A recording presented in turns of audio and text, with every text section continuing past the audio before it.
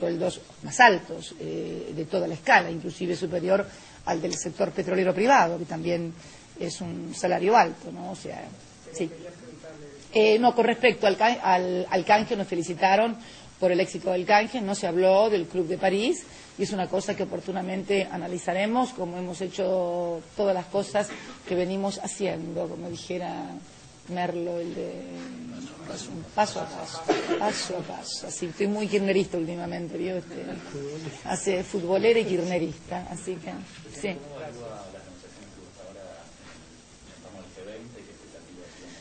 Bueno, ustedes saben que ayer se reunió el G8, en realidad eso fue una cumbre simultánea de G8. Yo calculo que tiene que haber sobrevolado sobre todo esto o la visión que tiene Estados Unidos diferente a la de Europa en la necesidad de continuar con los estímulos y de no centrar tanto en el ajuste fiscal, que al contrario, un excesivo ajuste fiscal puede complicar el incipiente crecimiento de la economía global. Nosotros, ustedes saben, en este caso compartimos el criterio de Estados Unidos en el sentido de que hay que continuar con los estímulos, con las políticas contracíclicas, y además lo hacemos, como tal lo manifesté en la conferencia de la Confederación Intersindical Internacional en Vancouver.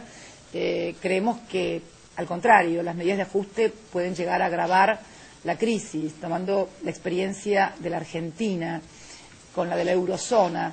Si comparamos lo que fue el cepo de la convertibilidad para la economía argentina con lo que puede ser el tema del euro para algunas economías que se incorporaron a la eurozona, pero que, por ejemplo, no tienen la competitividad de la economía alemana, que, digamos, en el marco de la eurozona debe ser una de las más competitivas, es evidente que los problemas que hoy están teniendo algunas de esas economías con un altísimo nivel de endeudamiento para poder formar parte de la zona del euro se parecen bastante, no digo que sean igual, porque nunca ningún país es igual a otro, ni las recetas pueden ser iguales, pero se parece bastante a lo que sufrimos nosotros durante la etapa de la convertibilidad. Y si nosotros analizamos lo que fueron las medidas que tomó el gobierno de la Alianza en 1999, precisamente para hacer frente a ese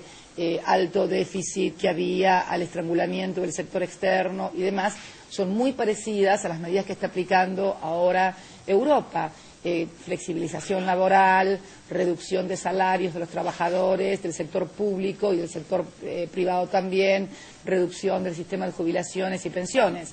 Y nosotros sabemos cuáles son las consecuencias de eso. Son,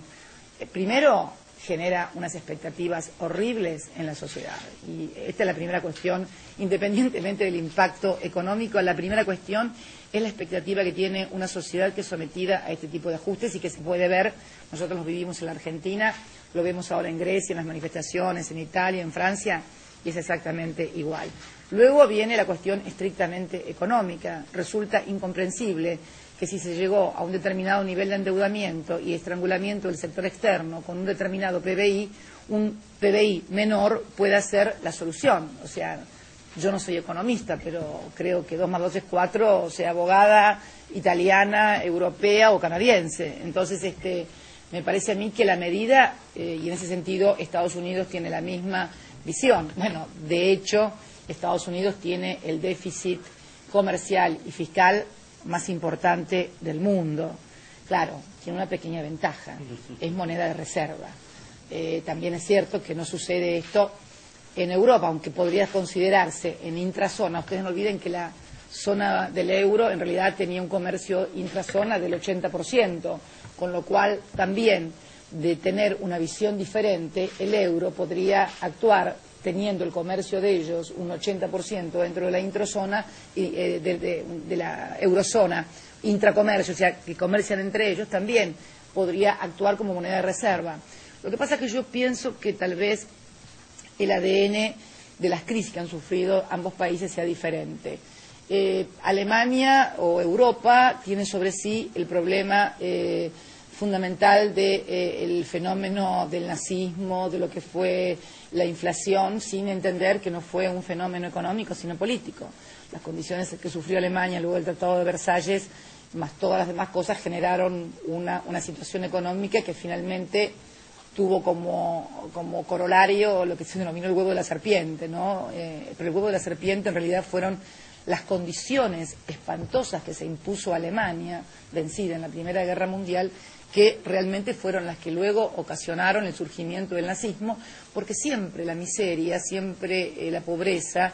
tiende a hacer surgir esos liderazgos, digamos, xenofóbicos, ultranacionalistas, que colocan en determinadas personas o grupos de personas, sean inmigrantes o por la religión que tengan, como los causantes de los problemas, cuando en realidad es un inmenso y feroz disparate. Y en cambio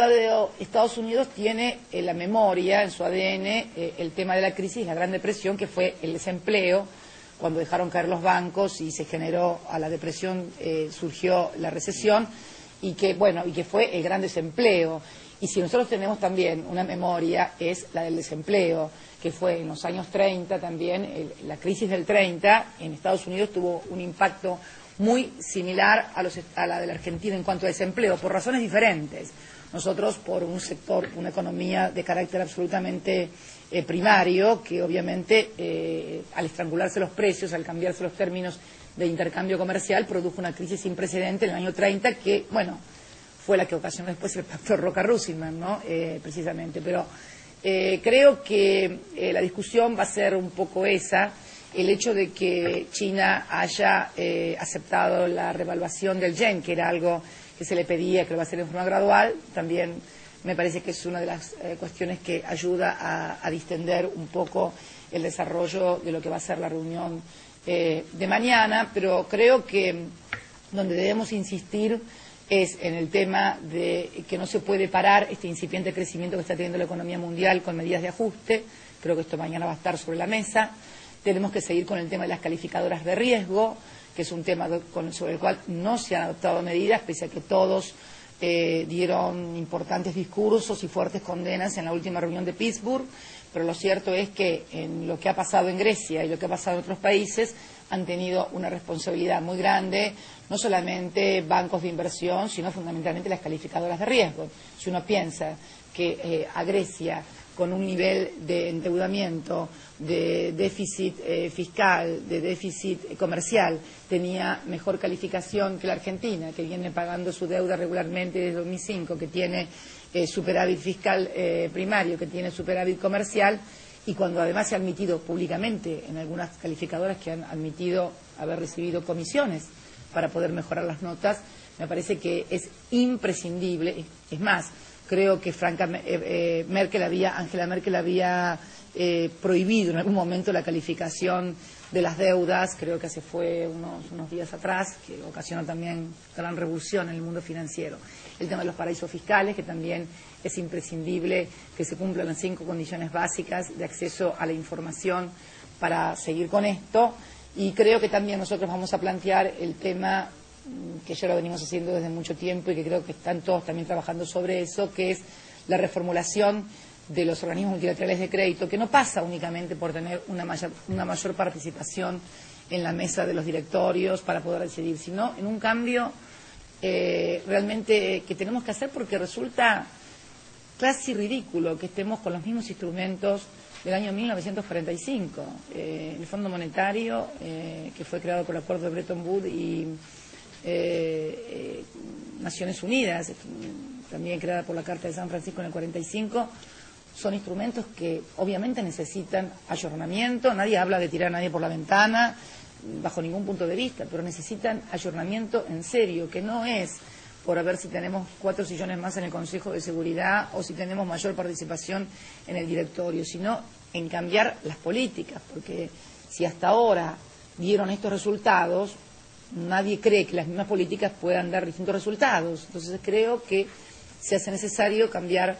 estos instrumentos, también con los derechos especiales de giro que hemos planteado nosotros que deben volver a otorgarse por parte del Fondo Monetario Internacional como una ayuda a las economías para apuntalar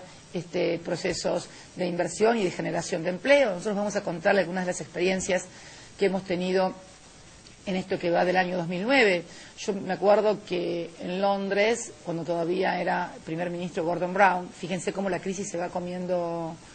gobiernos y primeros ministros. Yo estuve con un primer ministro de Japón que recién había sido electo cuando estuvimos en Pittsburgh, creo, ¿no? Bueno, ya me estaba